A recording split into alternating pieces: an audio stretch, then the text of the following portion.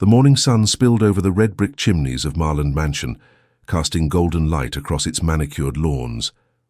Inside its halls, quiet, regal, steeped in family memories, Leonard Grant returned home early, carrying a bouquet of tulips and a soft, boyish smile he hadn't worn in years.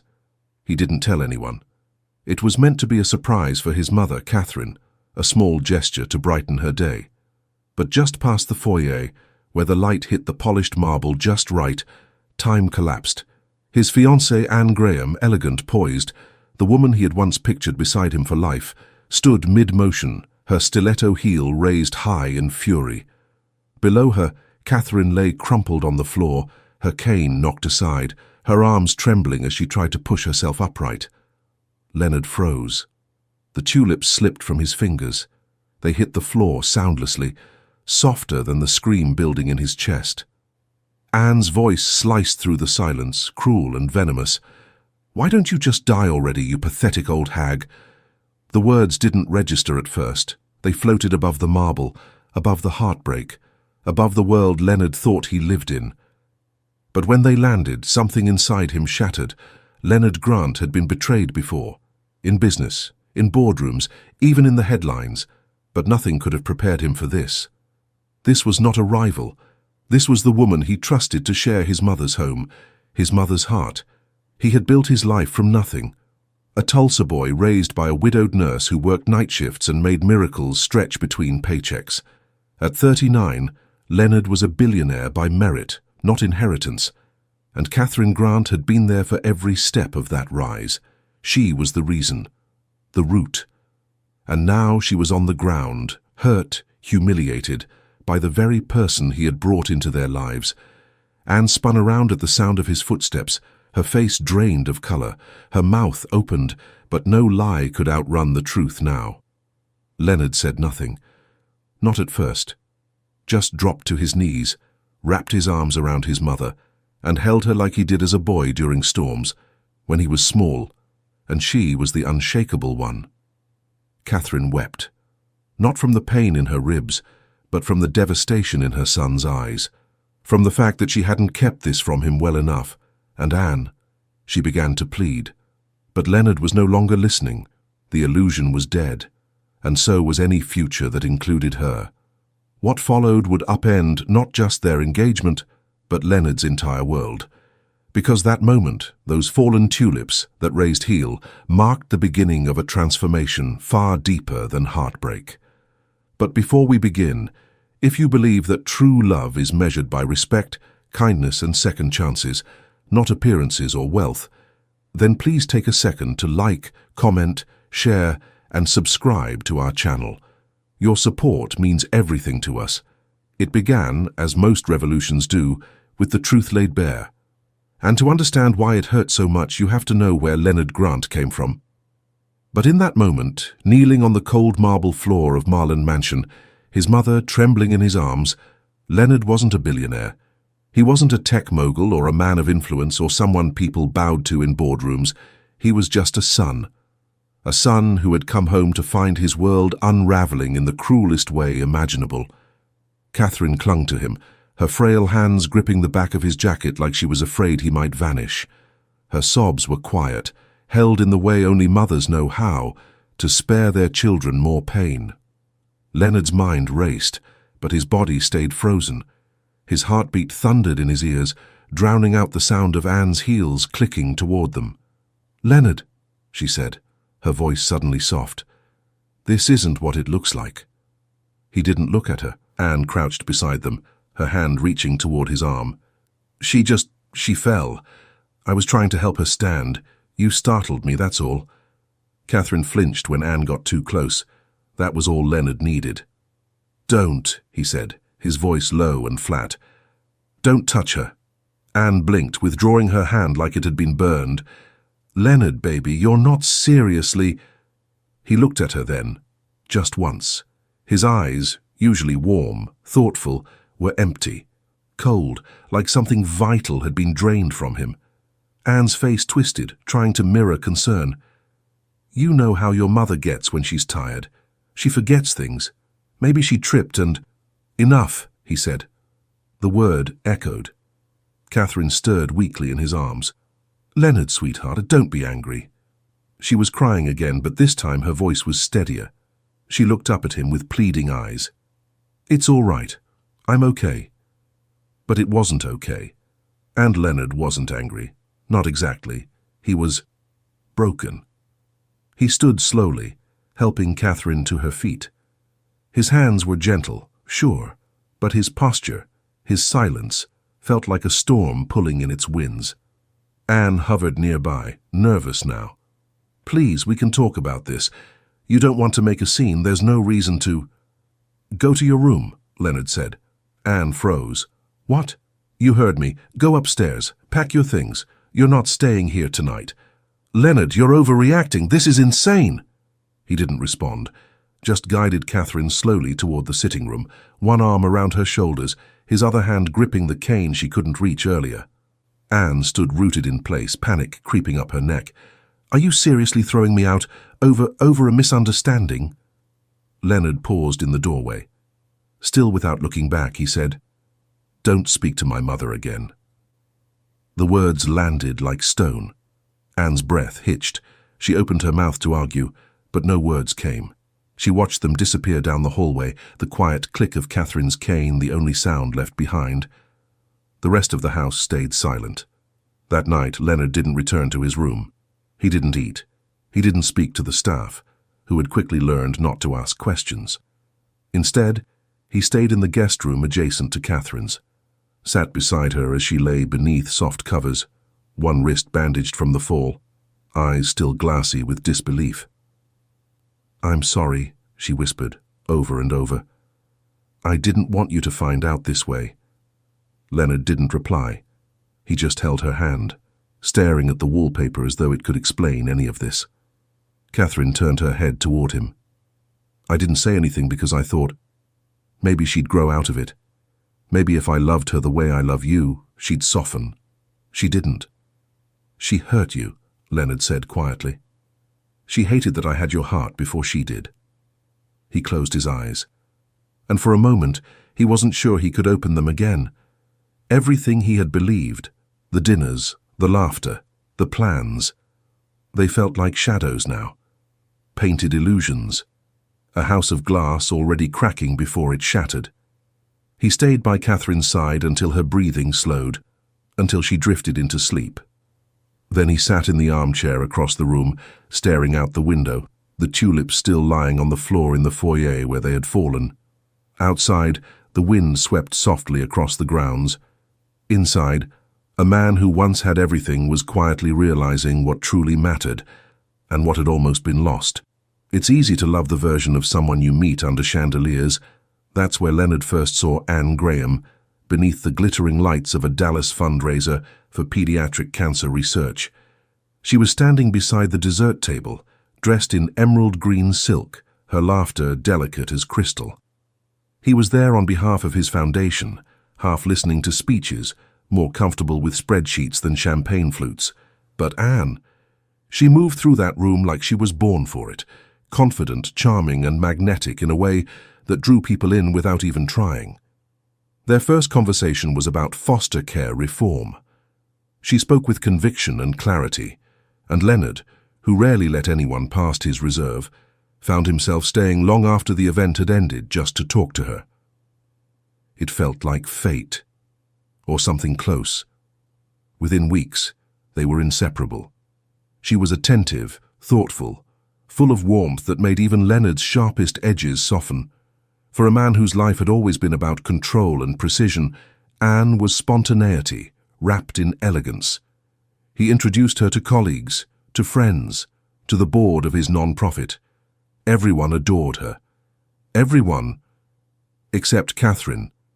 From the beginning, she watched Anne carefully, not with hostility, but with the quiet caution of a woman who had weathered more storms than she cared to count. She never voiced her concerns outright, but she noticed the small things, like how Anne rarely asked about Leonard's upbringing unless it involved his achievements, how she seemed distracted when Catherine spoke about nursing or their life back in Tulsa, how she once accidentally served meat at a dinner after Catherine had mentioned her vegetarianism for health reasons. Anne brushed it off with a smile. "Oh, silly me, I must have forgotten." Catherine nodded politely, but she never forgot the look in Anne's eyes that night. Less apology, more performance. Still, Leonard was happy, and that mattered more than anything. He had spent most of his life building walls. Anne, it seemed, had found a way through them. She made him feel seen, celebrated. She said all the right things about family, community, faith. When she put her hand on his chest and said she wanted to grow old in Marland Mansion, raising children, hosting holidays, he believed her. He had no reason not to. At least, not then. But Anne hadn't grown up dreaming about love. She had grown up chasing status.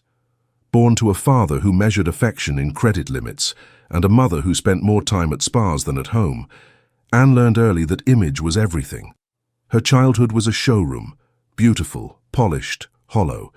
She didn't want a partner. She wanted a future.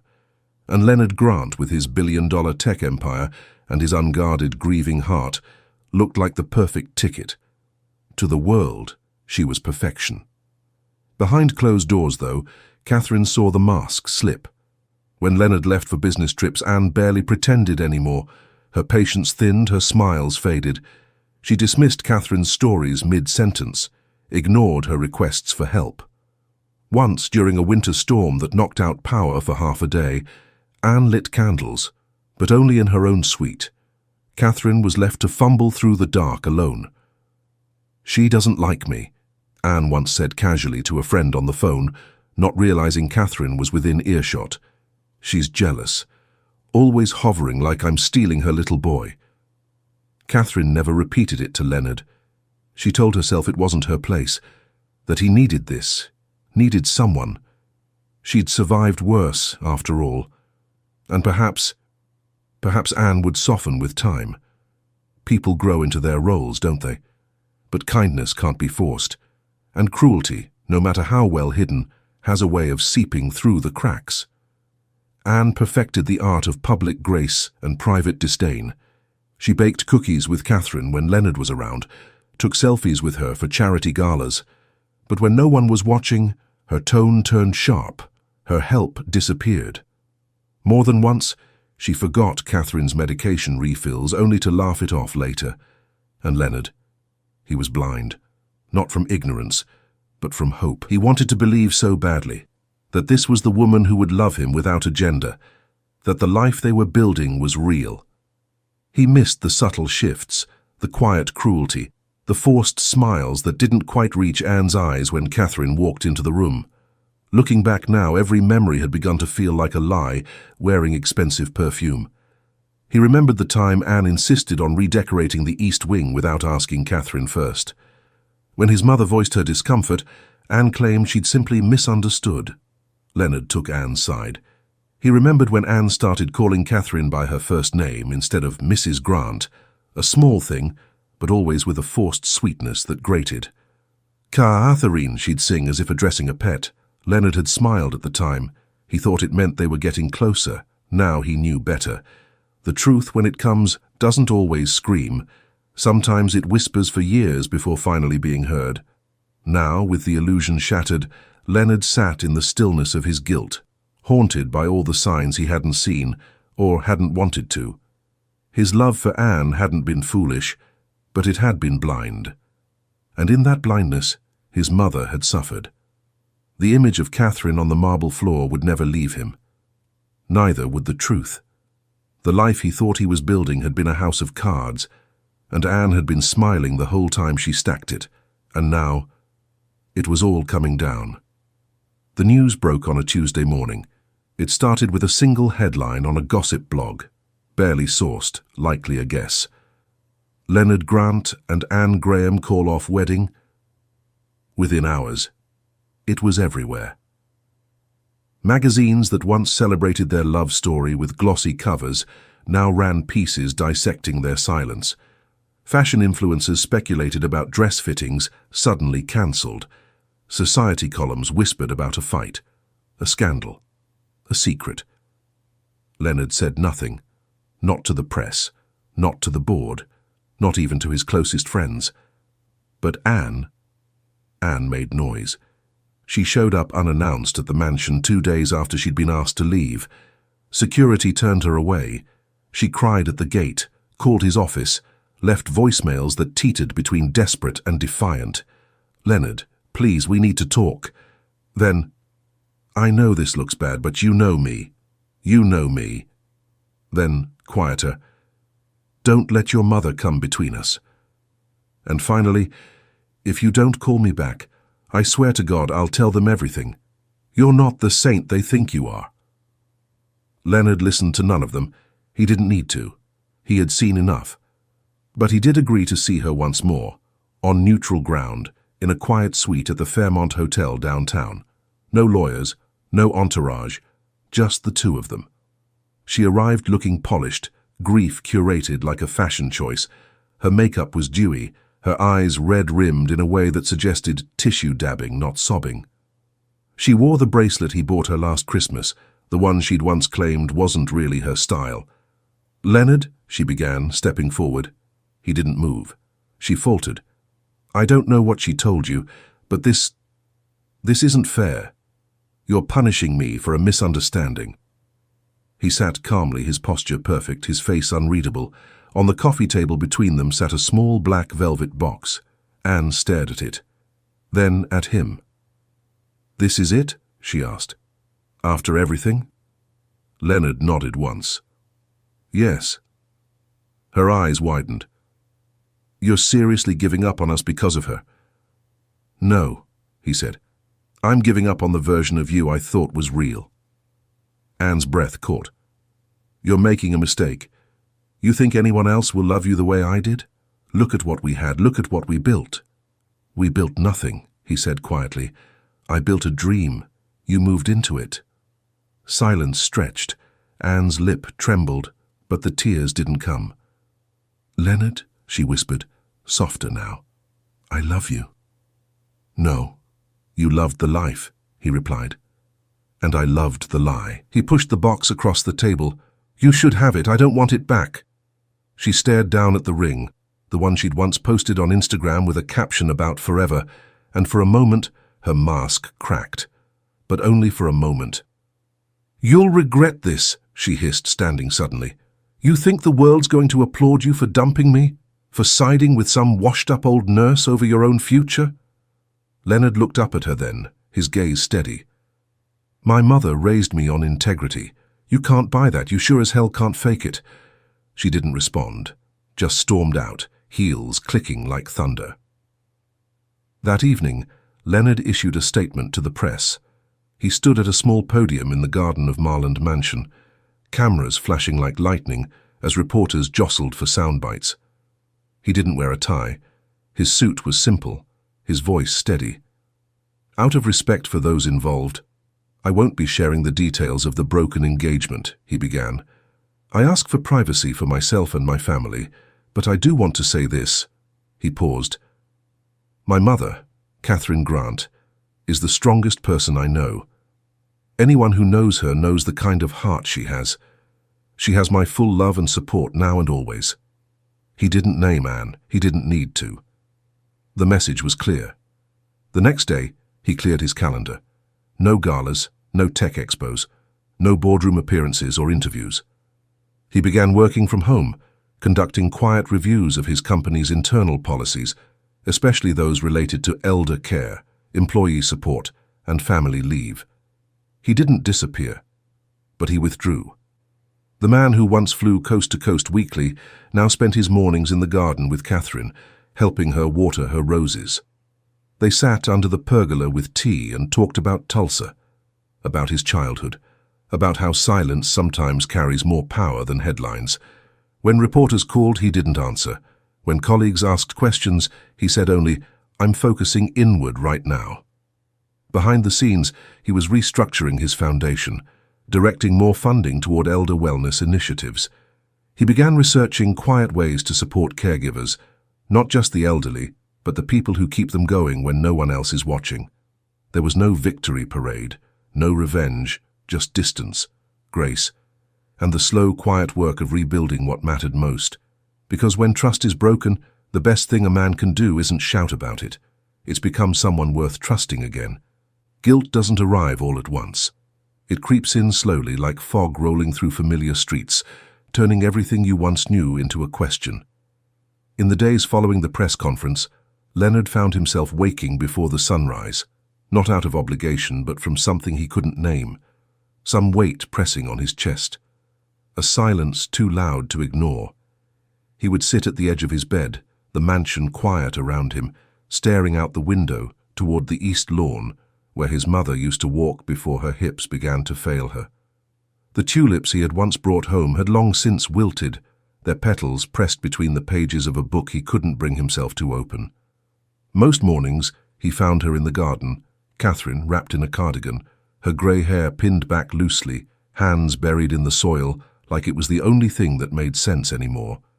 She never brought up Anne, not directly. But one morning, as they sat beneath the climbing wisteria, Leonard asked softly, "How long?" Catherine didn't look up. She ran her fingers over a sprouting lavender stem, her expression unreadable. "A while," she said. "A few months.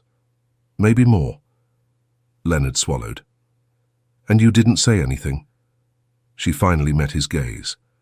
Her eyes, though tired, held no bitterness. "You loved her," she said gently. "And I didn't want to be the reason that love cracked." Leonard looked down at his hands.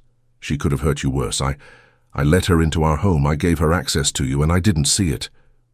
"You weren't supposed to," she said. "That was never your burden." But it was. He felt it in his bones.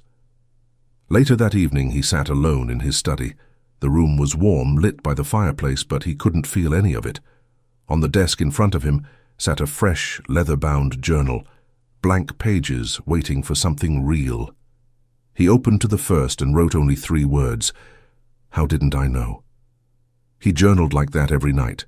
Short sentences, questions with no answers, lists of memories that now felt like illusions. He wrote about Anne's laugh, about how she folded her napkin like his mother used to, about the way he excused her indifference as independence, about how he mistook politeness for patience, and deeper still, he wrote about himself. About the boy who grew up in a small Tulsa apartment, watching his mother cry behind the bathroom door and pretend she was fine the next morning.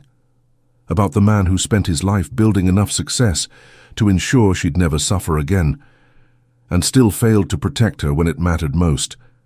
He stopped going to corporate meetings entirely. He left the suits hanging in his closet and started wearing old flannel again, shirts he hadn't touched in years. He spent afternoons driving around the back roads of Ponca City in his pickup truck, windows down, mind blank. Sometimes he'd stop at the diner on Main Street where he and Catherine used to split cherry pie when money was tight. The waitress still remembered his name. "You okay, Mr. Grant?" she asked one day. He smiled politely, trying to be. But the truth was messier. He was grieving, not just the loss of Anne, but the part of himself that had trusted so blindly, the part that thought love could be built purely on admiration and appearances. He'd spent years defining success by expansion, by market value, by the applause of a world that knew his name but not his story. Now, all of that felt hollow. It wasn't until one quiet evening, sitting beside Catherine as she finished a puzzle in the sunroom, that he finally voiced it. "I thought I had everything figured out," he said, voice barely above a whisper. Catherine didn't answer immediately. She placed a piece of sky into the corner, then looked over at him. "Leonard," she said softly, "do you remember what you told me when you got your first check from the company?" He blinked. "I said I was going to buy you a car." She smiled. "You said you were going to take care of me, that it was finally my turn to rest." He lowered his head. "I never needed a mansion," she continued, "or a ring, or even a car. I just needed my son to come home. And you did. When it counted." He closed his eyes. The weight of her words landed heavy, and somehow, gently. In that moment, he realized something simple, something profound. He couldn't change the past, but he could build a future not out of guilt, but out of truth. The next morning, he opened his journal again. This time, he didn't write about Anne. He wrote about Catherine's hands, calloused from years of nursing, about the way she hummed when she folded laundry, about the quiet strength of someone who endured pain not because she had to, but because she chose love over resentment. And from that place, something inside Leonard began to shift. The grief remained, the guilt didn't vanish, but beneath them something new was beginning to grow, not just healing, purpose, and maybe, for the first time in a long time, peace. Some transformations don't come with grand gestures. They begin in silence, in early mornings, in slow steps, in quiet decisions made with steady hands. For Leonard Grant, change began the day he cleared his corporate calendar indefinitely. He didn't sell his companies. He didn't vanish into the wind or make some dramatic declaration. Instead, he walked into the boardroom of his flagship tech firm, placed a single sheet of paper on the table, and announced, "From this point forward, I'm reallocating 70% of my time and resources to a new mission." No one argued. They had seen the shift in him. He still wore the title of CEO, but something deeper had taken the wheel. That something had a name: Catherine. In the months that followed, Leonard launched the Catherine Grant Foundation, a non-profit devoted entirely to elder care, elder rights, and the fight against silent abuse inside homes that looked perfect from the outside. The mission was personal, raw and clear. No one's mother, father, aunt or grandparent should suffer alone in a house full of whispers and neglect. Not if he could help it. At first, people were surprised. Billionaires rarely pivot. But Leonard didn't need applause, he needed action. And this time the return he was after wasn't profit, it was protection. The foundation started small, a single hotline for anonymous elder abuse reports in Oklahoma. Then came mobile response units, nurses, caseworkers, legal support, available for in-home assessments, no red tape. The cornerstone, though, was the Catherine Home Companion Program, a comprehensive training initiative for home care professionals. It taught more than just medical protocol. It taught empathy, communication, dignity. Leonard personally funded full scholarships for hundreds of students, most of them single mothers, veterans, and people who'd cared for relatives with little to no formal training. The motto of the program was simple: care that sees, not just serves. And every graduate left with a pin in the shape of a tulip. Word spread fast. Not because Leonard sought attention, but because the work spoke louder than press releases. Families reached out from all across the state. Some shared stories of neglect, others simply thanked him for starting something others hadn't dared to. But while his foundation grew, Leonard himself was shrinking back into something truer. He moved most of his operations out of the corporate tower in Dallas and back to Ponca City. He traded keynotes for local roundtables. He walked to the farmers' market on Saturdays, nodded to strangers at the bakery, held the door open for teachers and retired postmasters who didn't care how many zeros were in his net worth. He began calling up old friends from college, reaching out to mentors he'd lost touch with, sitting down with former classmates over coffee, not because he needed anything, but because he was learning how to live again without the armor of ambition. In the evenings he'd come home, change into jeans and a hoodie, and help his mother in the garden. Catherine was healing, slowly but surely. Her ribs mended. Her voice grew stronger. But what changed most was the way her smile returned. Not the one she wore for the world, but the one Leonard remembered from childhood. The one she used when dancing barefoot in the kitchen or humming off-key to country songs on the radio.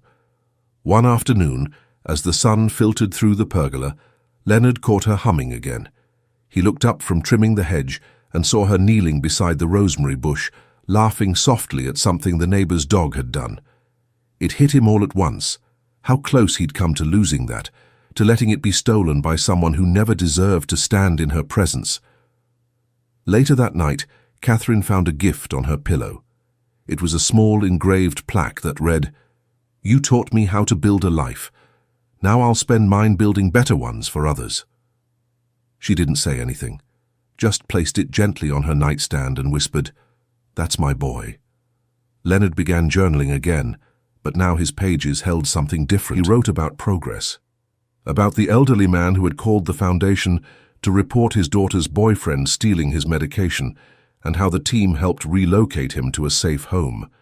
About a 22-year-old graduate from the Companion program who had started her own local caregiving agency. About the smiles, the letters, the peace. Success, he now realized, wasn't in headlines or valuations. It was in the way someone's voice changed when they knew they were safe. In the way his mother slept soundly again. In the way his own heart, once broken, now beat with purpose. He had lost a fiancée. He had lost illusions. But what he found was something far more rare. A new reason to rise in the morning, and a mission worth more than gold. Anne Graham was used to being photographed. She knew her angles, knew how to hold a gaze just long enough to look engaged, warm, desirable. For nearly a year, her image had been everywhere, from charity galas in Dallas to luxury lifestyle spreads in glossy magazines. She was the fiancée of Leonard Grant, and in that world, she had been untouchable. Until she wasn't. The unraveling didn't happen all at once. It came in cracks. First, a cancelled invite to a high-profile wedding, then a lukewarm response from her PR agent when Anne tried to schedule a comeback interview. "Let's just give it a few weeks," the woman had said gently. "Let the air clear." But the air never cleared, because while Leonard chose silence, the internet did not. It began with a simple tweet, 7 words from an anonymous account. "Ask the house staff what really happened." By the next morning, screenshots were circulating. A former housekeeper from Marland Mansion, who had signed an NDA long expired, posted a detailed thread describing Anne's true nature. How she would berate Catherine for being slow. How she demanded staff ignore her mother-in-law-to-be. How she once mocked Catherine's mobility issues while sipping champagne. She wasn't just cold, one post read. She was cruel behind closed doors. The story caught fire. Within 48 hours, a viral exposé ran on a digital investigative site, complete with testimonies, blurred video snippets from internal security footage, and statements from multiple former employees. None of them named Leonard directly. They didn't have to. The truth, once hidden behind manicured smiles and designer heels, was now on full display. Brands that once collaborated with Anne ghosted her. Sponsorship deals evaporated. Her inbox, once filled with invitations and influencer packages, now sat quiet, except for the interview requests she didn't want to answer. She tried, at first, to control the narrative. She posted a tearful Instagram video, framed by soft lighting and gentle piano music. She wore no makeup. Her voice shook as she spoke about being misunderstood, about the dangers of internet witch hunts, and how Leonard and I simply had different visions for our future. It was theatrical and completely ineffective. The comments were brutal. Few bought the performance. Most saw right through it. "You didn't just lose Leonard," one user wrote. "You lost the mask." Desperate, she pivoted. Anne tried to rebrand as a mental health advocate, posting about healing and journaling and growth. She launched a podcast, The Other Side of Glamour, but it never cracked the charts. The sponsors were gone. The listeners never showed up. The world that had once worshipped her perfection now wanted nothing to do with her. Behind closed doors, Anne spiraled. She moved out of her high-rise condo after falling behind on payments. Friends stopped responding to her texts. Even the ones who had once defended her in group chats began to quietly distance themselves. Not because Leonard had turned them away, but because they'd finally seen who she really was. She tried reaching out to him once. Just one message. "I'm sorry." He never replied, because Leonard had already let her go. He wasn't following her downfall. He wasn't tracking the exposés or reading the tweets. He had too much life in front of him to waste another breath on what had already rotted. While Anne clung to fading influence, Leonard was opening new wings of the Catherine Grant Foundation. While Anne recorded videos in dimly lit rooms, Leonard was speaking at senior centers, offering hugs to caregivers who cried in his arms. While Anne searched for redemption in a broken mirror, Leonard wasn't looking back. She had built her life on borrowed identity, on proximity to a man she never truly loved, only leveraged. And when that scaffolding was pulled away, all that remained was what she had always feared, herself. Not the curated self, the real one. And now the world knew her too. No rebrand could change that. No apology could erase it. In the end, Anne wasn't destroyed by Leonard. She was destroyed by the choices she thought no one would ever see. And while Leonard moved forward, heart heavier but soul clearer, Anne stood still in the ruins of a life built on lies. Love, when it returns after betrayal, doesn't arrive loud or lavish. It shows up gently, without pretense, without performance, just presence. Leonard met her on a sun-drenched Thursday afternoon. The Catherine Grant Foundation was hosting its first statewide caregiver appreciation event. Local volunteers, nurses, and home aides gathered beneath a white canopy, strung with paper lanterns.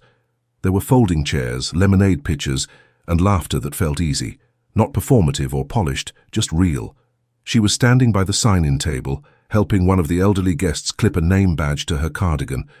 Her voice was soft, her touch light, her smile sincere. Her name was Eva Morales. She wasn't from money. She wasn't part of any elite circle or Forbes list. She was a community nurse from Stillwater, raised by her grandmother and fiercely proud of it. She'd joined the foundation as a volunteer months earlier, but this was the first time Leonard had really seen her. Not just noticed her, seen her. She didn't know who he was at first, or maybe she did, and just didn't make a show of it. Either way, it was refreshing. She asked him questions that weren't about stocks or headlines.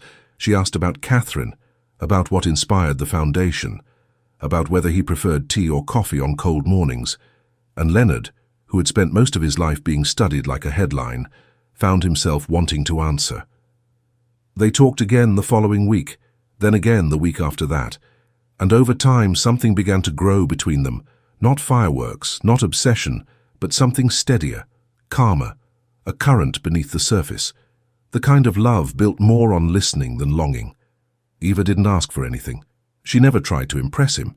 She simply showed up, present, honest, curious. She shared stories about her patients, her upbringing, the way she and her grandmother used to press flowers in books just to remember the shape of a season. One afternoon, after helping replant the herb garden with Catherine, she stayed for tea. The sun was beginning to set, casting long shadows across the veranda. Catherine watched her with quiet interest, then leaned over to Leonard when Eva excused herself to wash her hands. "She's kind," Catherine said. Leonard smiled. "She is. And she doesn't walk around like she's owed something." He chuckled. "No, she just walks." Catherine's eyes softened. "Good. You deserve someone who walks beside you, not ahead of you, or behind." That night, Leonard stood at the window of the guest room, no longer needed for worry or watchfulness, and watched Eva's car pull away down the drive. The taillights faded into the dusk, but something warm lingered. Hope. He hadn't realized how long he'd been holding his breath until he finally exhaled. Their relationship moved slowly. They didn't rush into declarations or labels. They spent time in the garden, walked through the community together, shared quiet meals without pressure to entertain or perform. Eva asked about Anne only once. Leonard told her the truth, without drama, without bitterness. And Eva simply nodded, then reached across the table and held his hand, not out of pity, but because she knew what it meant to love someone through their healing. Catherine took to Eva more and more. They baked together, played dominoes, swapped stories about strong-willed sons and stubborn recipes. The mansion, once echoing with tension and unspoken grief, began to fill with laughter again, the kind that spills from the soul. Even the rooms Anne had once redecorated with cold perfection began to change. Leonard had them repainted, not with opulence, but with comfort. Soft earth tones, family photos, a reading nook with warm throws and shelves lined with novels Catherine loved, and Eva kept sneaking onto his list. Marlin Mansion was no longer a stage for appearances. It was becoming a home again, not just for Leonard and Catherine, but for a growing circle of friends, neighbors, and foundation staff who began gathering for weekly dinners and Sunday afternoon teas. There were no scripts, no masks, just people, flawed, kind, real. And Leonard, once guarded by necessity, began to let them in. He found himself laughing more, sleeping better, waking up not to strategy meetings, but to the sound of his mother humming in the kitchen and Eva making coffee just the way he liked it, strong with a splash of oat milk. He still journaled, but now the pages held fewer questions and more gratitude, fewer regrets, more roots. Because sometimes love isn't about the passion that consumes, it's about the presence that remains. And in the heart of the mansion where betrayal once broke him, Leonard Grant found something far rarer than wealth or headlines. He found peace, and the kind of love that grows only where truth is allowed to bloom. Time has a way of polishing pain into wisdom, if you let it. For Leonard Grant, the journey from heartbreak to healing didn't follow a straight line. It moved in quiet waves, forward, then back, then forward again, each step less about rebuilding the life he'd lost, and more about reimagining the life he wanted to lead. It had been over a year since that day in the foyer, when tulips hit the floor and illusions shattered. Since then, everything had changed, not in headlines or viral posts, but in the way Leonard carried himself, in the way he showed up, not just for the world, but for the people who mattered most. He was no longer just a billionaire. He was a protector, a son, a man of purpose. The Catherine Grant Foundation had expanded far beyond what Leonard first envisioned. What began as a localized effort to safeguard elders in Oklahoma was now a national network of care, fully staffed, fully funded, and fully focused on one mission: dignity in aging. There were now satellite offices in 12 states, emergency teams, grant-funded respite programs, legal resources for families caught in quiet battles, scholarships for aspiring caregivers, and at the heart of it all stood Catherine, once a silent sufferer, now a voice heard across the country. She'd become the face of the Foundation's public campaign, seen, heard, safe. Her photo, smiling gently, eyes steady, graced posters, newsletters, and speaking events from California to Connecticut. When she spoke at the National Council on Aging, her voice was calm. "We don't get weaker with age," she told the crowd. "We just need someone to remember we matter, and that someone should always start at home." The standing ovation lasted nearly 3 minutes. Leonard watched from the wings, tears pricking the corners of his eyes, not from sadness but from awe. This was his mother, and now she was everyone's reminder of what strength truly looked like. Back at Marland Mansion, life had settled into something beautiful, not perfect, but full. Eva had become part of the rhythm.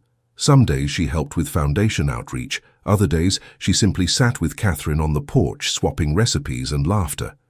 Leonard still worked, of course he did, but his work no longer revolved around margins or markets. It revolved around moments, like the letter he received from a 17-year-old caregiver in Montana who said the Catherine Grant Scholarship saved her life, or the voicemail from an elderly man in Michigan, crying as he thanked Leonard for sending someone who listened, not just logged data. Success for Leonard was no longer measured in dollars. It lived in quiet victories, in dignity restored, in the way his mother smiled without flinching, in the warmth that had returned to the mansion's once haunted walls.